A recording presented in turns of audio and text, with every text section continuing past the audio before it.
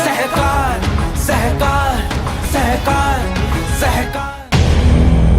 डेमोलिशंस, अभी आपको MRTP act section 2, 43, 44, 45 clear बोलता है कि without CC building can not be demolish.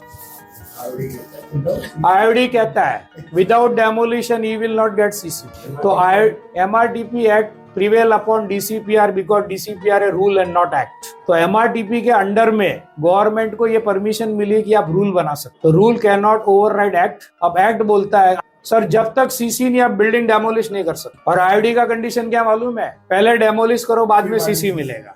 आप मैटर हाई कोर्ट में गया उस दिन वो डीसीपीआर का रूल खत्म, क्योंकि वो इलीगल है। मैं बार बार बोलता हूँ लिखा हुआ सब लीगल होता है ऐसा जरूरी नहीं है। तो फिर एमआरटीपी क्यों नहीं पढ़ते? सेक्शन 2, 43, 44 एंड 45 का इधर उधर बोल सकता हूँ। Maharashtra regional town planning act हमारा जितने भी प्लानिंग अथॉरिटी है उसके अंडर में है। इवन हमारा बीएमसी भी उसके अंडर में। जितने भी महाराष्ट्र में प्लानिंग अथॉरिटी है हर उसके सबऑर्डिनेट में खड़ी है, चाहे सिडको हो, चाहे एमएमआरडीए हो, चाहे एमआईडीसी हो, चाहे माड़ा हो, चाहे बिल्डिंग प्रपोजल हो, सब इसके नीचे है। पेरेंट एक्ट है MRTP. Demolition is part of CC, clear लिखा है उसमें, otherwise you will not get CC.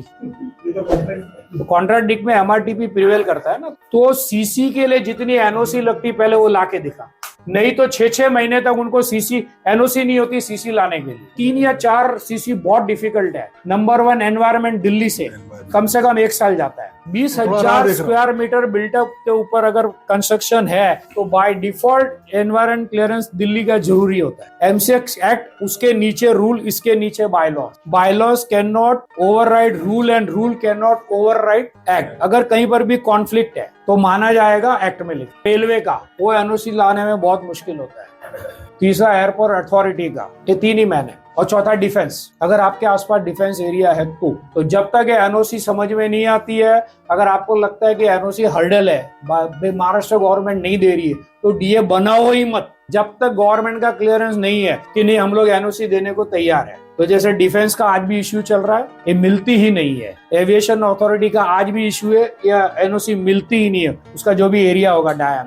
तो अगर आपकी बिल्डिंग उसमें है तो प्लीज डीए साइन मत करो, बढ़िया है सेल्फ कर लो। सीआरजेड उसका जो भी लिमिटेशंस है, सीआरजेड लगता है तो वो भी एनओसी चेक कर लो। मतलब आप आपके पीएमसी को पूछो कि भाई हमारा बिल्डिंग को सीसी के लिए कितनी एनओसी लगती है, उसका लिस्ट दे। सहकार सहकार सहकार सहकार।